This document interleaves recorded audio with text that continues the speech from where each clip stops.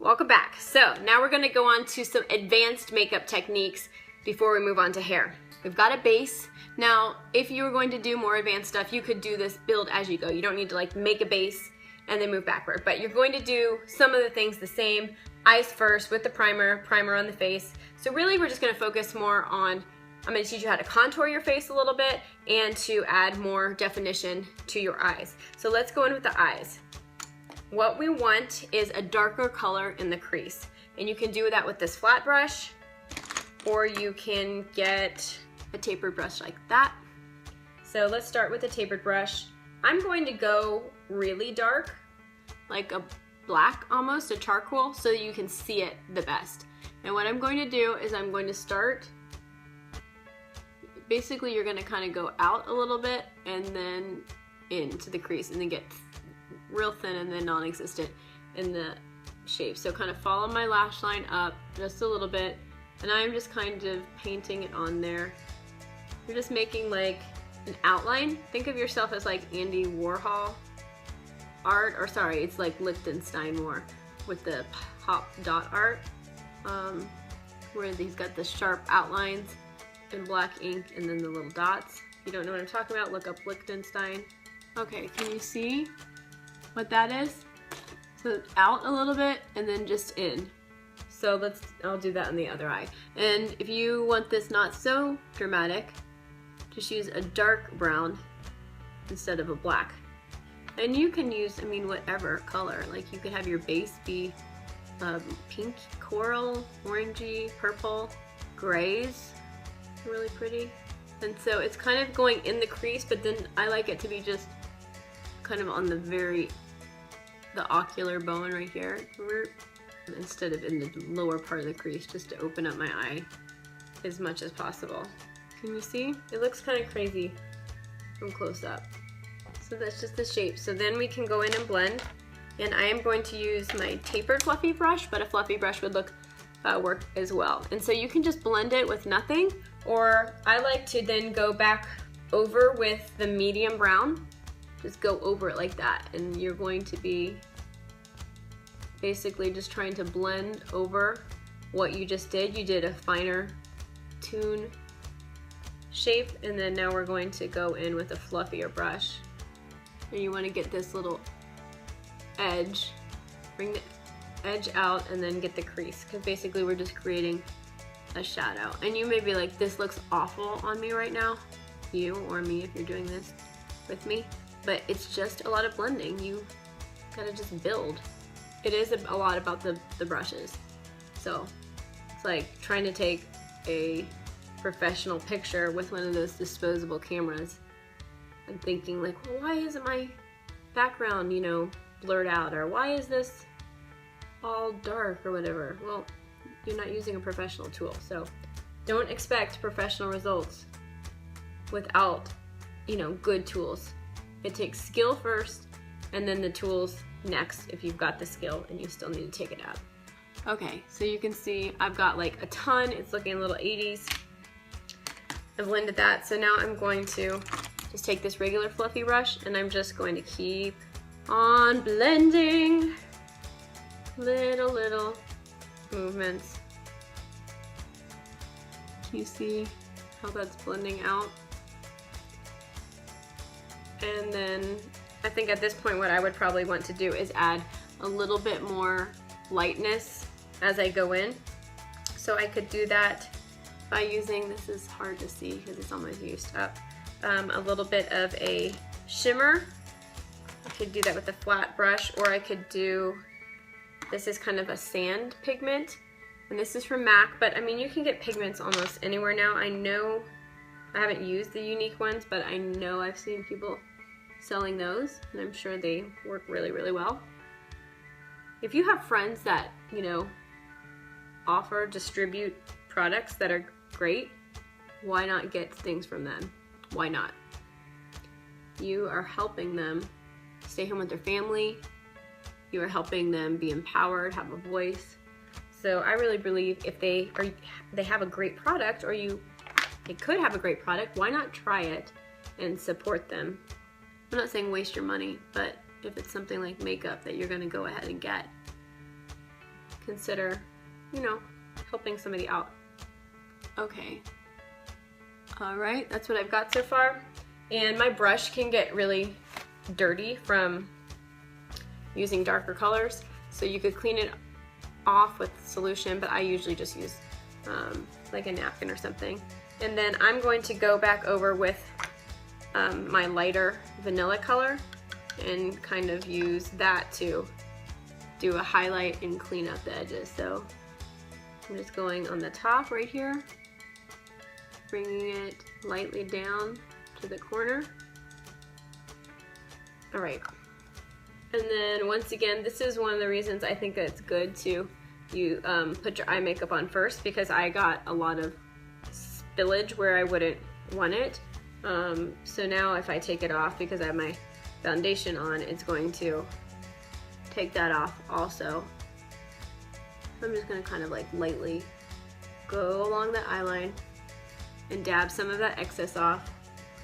And then I'll follow up with a little foundation on there, so you can see how that looks and how it's not like, but it just deepens it up a little bit. And then I'm going to show you also how to use the gel eyeliner. So once again, I have this skinny tapered brush. I love it. And then I have this, it's like a paint pot, what it might be called. It's like a gel eyeliner. And I load the brush, wipe off any excess. And with this, you have to be very careful. It glides. So I wouldn't need to put this over the pencil. It definitely, I mean, is easier because your line is softened in there. So you're just gonna go from the middle, carefully to the inside of the eye, just very carefully dabbing. And then if we wanted kind of a winged look to bring it out, then what we do is we would connect to the end, and then you want to take from where this bottom eye part is and kind of follow that line. I find it, if I just pull my skin, I mean very, very lightly, and I draw a little line that way, so it just flips out. And then I want to, it kind of right now is going down, so now I want to just connect the outside with the inside,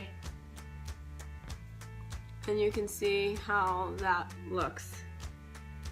And you can go thicker if you want to, but I would say build slowly. And then I do the other eye.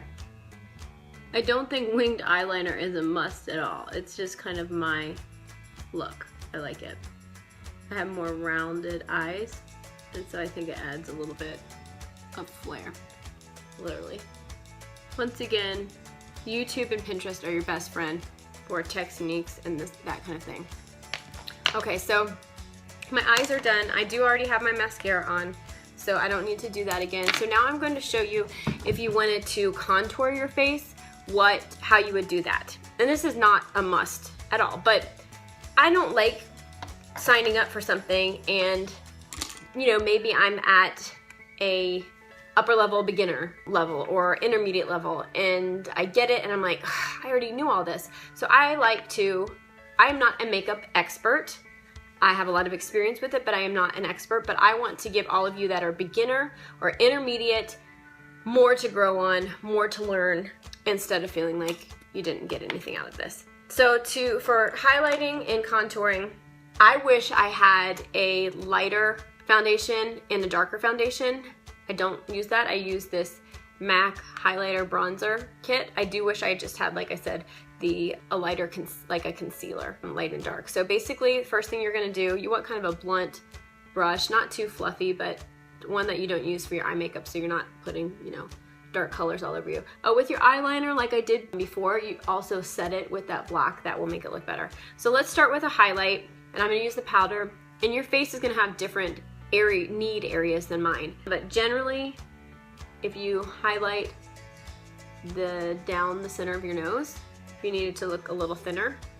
Other natural areas, it's basically wherever the light is going to hit first when you're taking a picture. So right here is closer to the light, your cheekbones, here, here, here. So that's where we're going to highlight. It's just adding dimension to your face. So you can see with the light, I'm just hitting the places that already the light is hitting.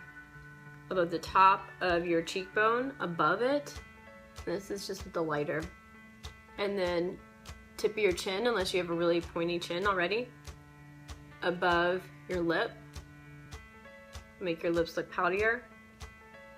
So you can blend that in now, or I usually just wait and I do it after I then use a darker contour. So I just am using the same brush, and now I'm going to go where the light would recede, and that's under my cheekbone. Here's my cheekbone. So like in the hollows of it, under it, it's kind of like a stripe. If your face is really round, then you can carve it out with the, making it recede, kind of like you're outlining it, make it like that. If it's really sharp, then you don't want to do that, and you might even want to add highlighter right here to make it softer. And then on the outside of the ridge right here, going kind of to the inner part of the eye and down, that is just going to help give even more shape to your nose. And I'm not saying like, oh, let's all fix what's, like we're all broken or something like that. Like I love my nose. My nose is great. That sounds awful. I don't mean it like that. I just mean I'm not sitting around, you know, thinking of, oh, how can I fix all these parts of my face? But sometimes it's fun, especially if you're doing pictures. So my forehead's a little bit larger, so I can put some up here to make it a little smaller. And it looks crazy. Again, I use this brush. You could use a fluffy brush to just blend it in. So just little, and this is after I put my foundation on. So we already did that. We already put the face primer on. We already put the foundation, the concealer on. So this is after all of that. And I don't want to like mush it together. So I'm trying to just, you know, dab it so it's not mixed. I want to just kind of shadow it out. All right. Can you see that? And then, like I said, if you did get any kind of extra eyeshadow, if you did kind of like what I did, and let's say you needed to go from day to night with your makeup really quickly, then you can just use a little extra concealer and just kind of sharpen up, clean up that edge. And then I would put a little bit extra blush on after you did that, just because it probably blended away. So that's going to be right on your cheekbone, just on the apples of your cheeks. And I really don't like a bronzer look, like you're getting, your face is looking darker. So when I say contour, I don't mean like bronze it up. It's not what I mean. Okay, so this I think would be like my overall makeup if I was going to like go out for a photo shoot, something professional that I would do. My lips I think are still fine. I have a neutral color. If I wanted to make them, you know, pop a little bit more, I mentioned the lip stain, I could put that on, any of these things, but I tend to think if your eyes are kind of a little more dramatic, you want to be careful with the lips because you can look a little bit 80s, I guess I should say. If you're gonna have bright lips, then keep the eyes light. Mine aren't too dark, but keep them light. This is a pink if I wanted to make it bright, but not without making it too dark. And I could put that on over the neutral. All right, this is my total makeup look.